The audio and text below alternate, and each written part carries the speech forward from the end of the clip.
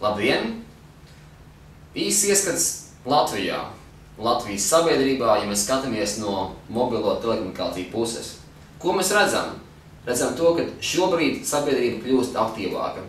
Ir vairāk zvanu, tiek sūtīts vairāk īziņas, cilvēki mums apkārt lieto vairāk datu pārraidi.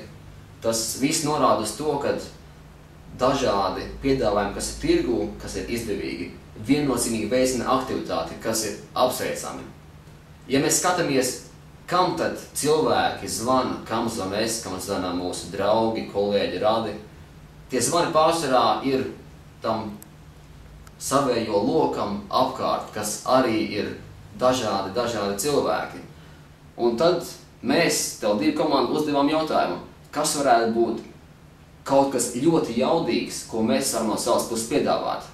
Un mēs piedāvāsim šo saziņu, šo komunikāciju, zvanus un īziņas bez maksas.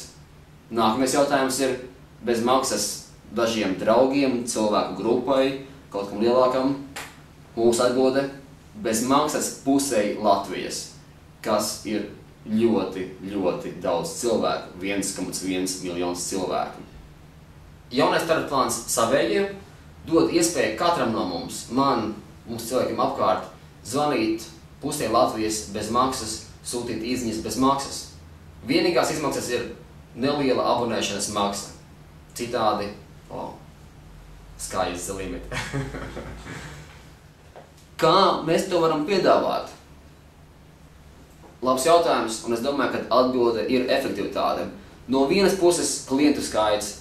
Ja šobrīd puse Latvijas izvēlas Tele2, tas nozīmē ir liels klientu skaits, ar ko strādāt kvalitatīvi. No otras puses ir kvalitāte.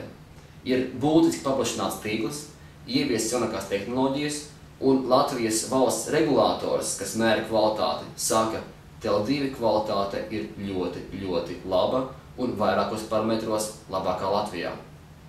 Tāda ir mūsu atbilde – efektivitāte.